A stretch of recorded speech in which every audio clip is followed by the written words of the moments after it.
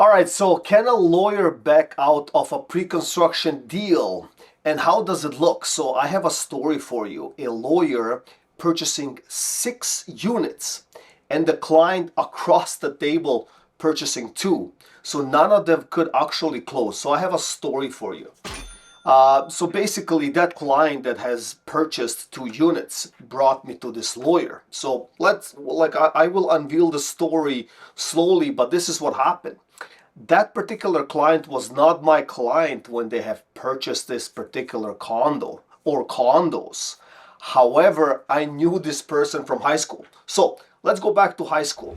That particular person was a late bloomer, always behind, always lagging, being slow, catching on to things. And this exactly happened, right? So apparently, from his story, he walked into a sales office.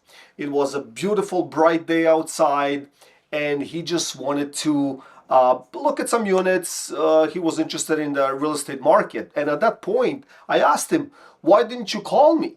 Right? And he said, well, he's claiming in his head anyways, he said like, well, if I would have called you, you wouldn't have agreed with my decision. I said, I would not agree with your decision. It has nothing to do with me agreeing or not agreeing. I would try to guide you in a direction whether it makes sense or not. So let's continue. So he walked in and he had enough money. So it was inheritance money. So he had enough money to put it onto the for the down payment of these 2 units, right? So I asked him, why did you purchase 2 units, right? And he said, well, at the time, right, like the FOMO kicked in and everybody was buying real estate and trading, and he wanted to dip into, that pre-con and whatnot, right? So I see he was withholding that information a little bit, but he went, he started venting and all of that stuff. I said, okay, no problem, right? So we'll get into the story later on. But what has happened, he brought me to a lawyer, and we're sitting down and talking back and forth, and I see that he wants to get out. My client, well, not client, friend, client, whatever, he wants to get out. And the lawyer asked me, so what is he doing there? I said, well, I'm a realtor. I'm his friend. I just, he just wanted me to be a part of this. I read the agreement and I don't think he will be able to get out. And the lawyer said, okay, so he will review everything and whatnot, try to help him out. And basically, at the end of the day, they obviously figured out that he cannot get out of that deal that easily, and there are obviously risks involved. So my friend client at this point, like, he's venting, he's like, oh my god, what am I gonna do, all the situation, and real estate sucks, everything sucks all of a sudden, right? I said, okay, I get it, I understand that, right? Like, you have options, not too many, and the likelihood is you will lose your down payment. And his eyes went like, oh my god, what are you talking about? I don't want to lose any money. I said, hold on a second, right? Like, so you have an assignment. You're allowed to assign your place. However, market shifted, things change. To find a buyer to, sell your condo at this condition will be hard. You cannot get financing on this condition. You can so I'm telling him all these things that he cannot do, and even if he does, he has to go into private lending and all of that stuff, right? So he's like, oh my god, right? And at that point, that particular lawyer opened his mouth and he said, like, look, I understand you're in the situation. I'll tell you something personally. So he's waiting for 6 units to be completed, right? And he thinks that he will not be able to close on some of them. Like, he's like, I don't have these funds. Even though I'm a lawyer and I'm doing all these things, I cannot close. So I asked him straight up, I'm like, look, you have the knowledge, you have the know-how, you have all these loopholes, or you might think you know all of the loopholes. But what's the process? And he told me straight up, he's like, look, yes, I am a lawyer, and yes, I do have, the ability to read the contracts and all of that stuff. However, I have to obey or play by the rules, right? There's not much I can do. Same thing as that gentleman across from the table. So, which brings to a conclusion, even though he is a lawyer, right? A contract is a contract, so he has to obey it, right? So he has to find either a way to close on it, to bankrupt, like I don't know, but he has to do something, right? So the suggestion for himself and for the client was obviously to go back to the developer, try to arrange certain things. So I asked him, so what is it specifically that we will try to do in this case? So he said, okay, so one is an assignment sale. The second is negotiate with the builder, right? So some builders allow extensions on payment plans if buyers are struggling. And I have seen it, right? So if you have that relationship, not a special relationship, just a relationship, dialing in, calling, trying to talk to developers, trying to find a solution. However, thinking that you're gonna get off that hook, right, is unlikely. Although, in the period before, I would say the peak, right? The peak we had March 2022. From there, everything kind of went south. So from that point, like the builders would appreciate if you were thinking of leaving, sell it to somebody else. Why? Because they would make more money, right? The prices were inclining very quickly, right? And everybody was looking for those gains, right? So I remember in 2021 and 2022, believe it or not, even at that point, during that crazy real estate boom, some people couldn't close, right? They had some personal issues, situations, and whatnot, and they dialed in, they spoke to the developer, and developer let them go just like that overnight, returned their deposit, no problem, no hard feelings, and they sold that unit the same day for more profit. Now, what happened down the road, I really don't know, but this is what I'm saying. So those are the real estate cycles or dynamics, right?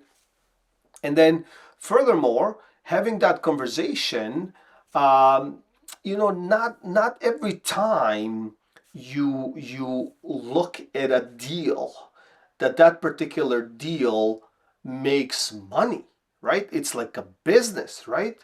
Not every restaurant you open will be successful, or any other business per se. So you have to also have knowledge. So having said that, it is very difficult to find that sweet spot. And I asked my friend, right? Like I said, okay, so can you explain what happened, right?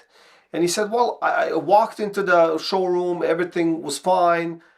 They were very polite. They asked me about the down payment. Check.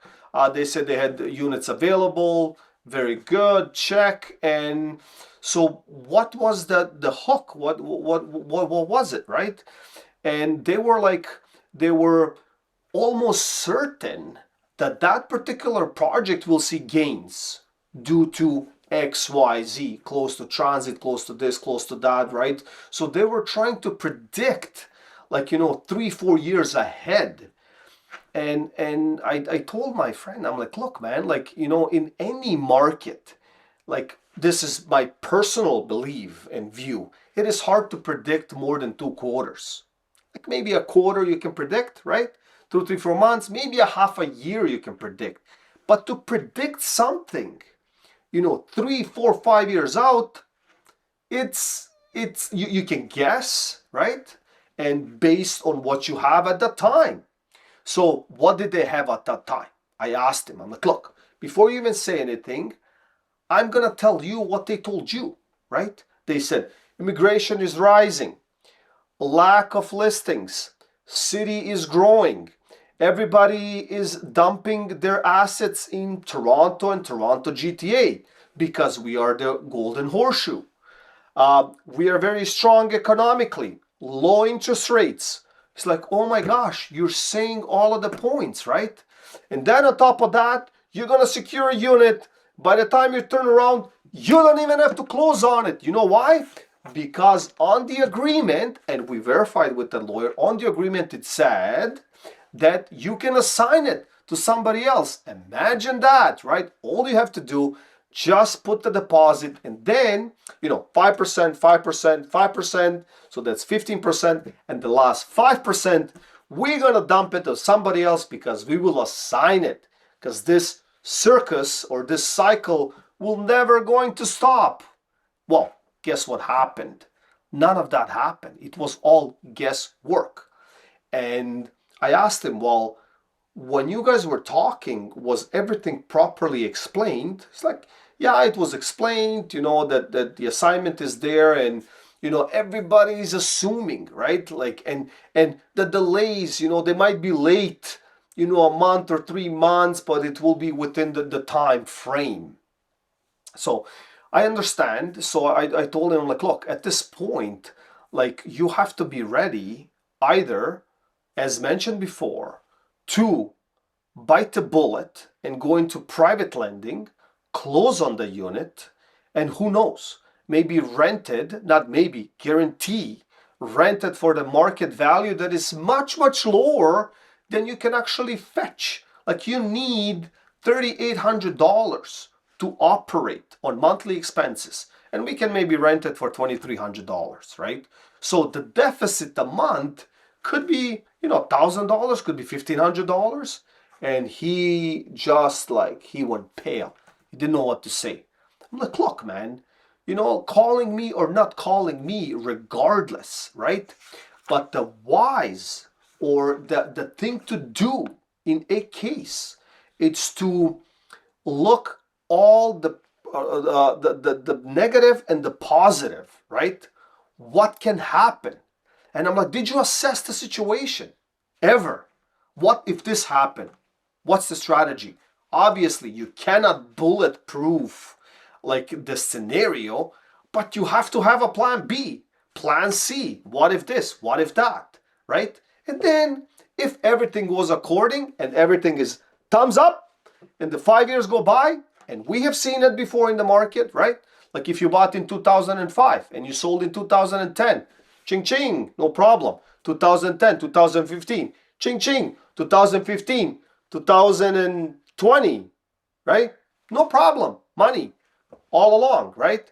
But you have to assess the situation, right? What if?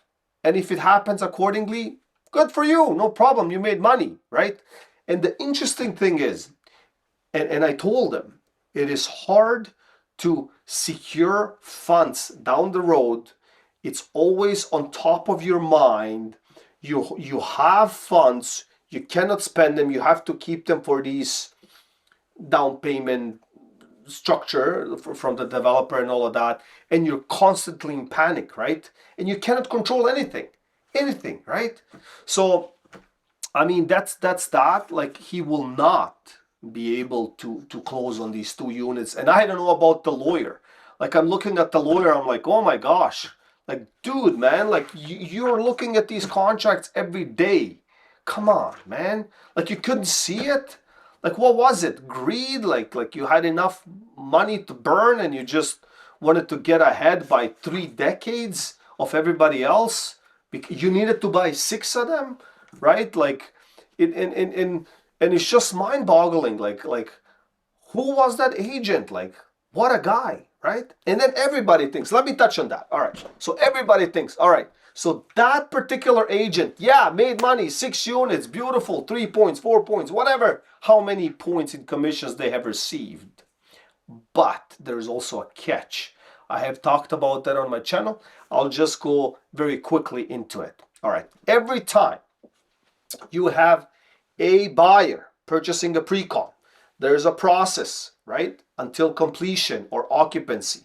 In that particular time, when they have bought, they give a deposit. Then there's the secondary deposit, third deposit, and the final deposit. In the process of these deposits, some developers and builders, every time the deposit has been made to from the buyers to the trust account at the developer side, these agents get paid. right? Commissions. They get their part at the same time. Boom, come in, gets paid to the agent. No problem there. However, some of these agents, realtors or whatever, right, representatives, were promising commission, kickbacks, etc., right? So what happens? Every time they would get back, they had an agreement, right? A silent agreement within the buyer and the realtor that they will split the share, give a kickback, and all of that stuff. So every time that happens, right, there's a kickback to that client. And imagine, second deposit, clients get the kickback. Everybody happy. Third deposit, hey, everybody happy. Clients get a kickback. Agents get paid. Everybody happy. Everybody's waiting for the final, and they figure out they can close. So in this process, all right, so in that process, the developer, when that buyer defaults and everything goes south, right, everybody has to pay back, right, because everything has to be squared again, right? The agents have to return the commissions in full without any deductions, right? In full, if they got paid $20,000, they have to return the funds in full. The brokerage will go after them, but there's a little catch to that, right? And the catch is, guess what happens? If they, in that time frame, the agent received 20%, all right? And the 20%, let's say they gave $5,000, 2.5 and 2.5 to their buyer as a kickback, gift, whatever you want to call it, to help them out. No problem, all right? So when the developer starts asking money back, guess what that realtor will do? That realtor will pick up the phone and say, hey buddy, hey friend, hey buyer, hey client, how you doing? Great, all right. Can you write me a bank draft check or bring cash to me so I can return the commissions? And guess what that buyer is going to say? Dude, get out of my sight. I cannot even close on this unit. I spent that money years ago. And the agent is probably thinking, is like, oh my gosh, I spent that money too.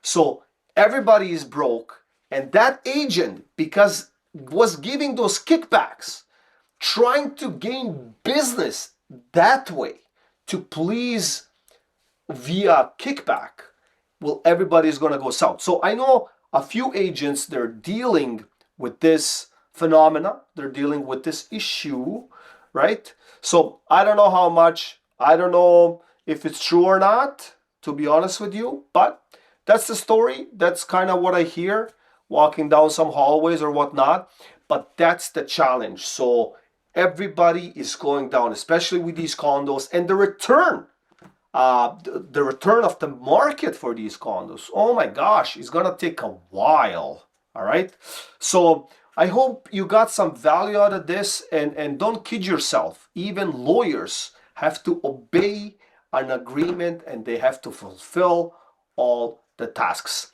Thank you all for watching, and I'll see you in the next one.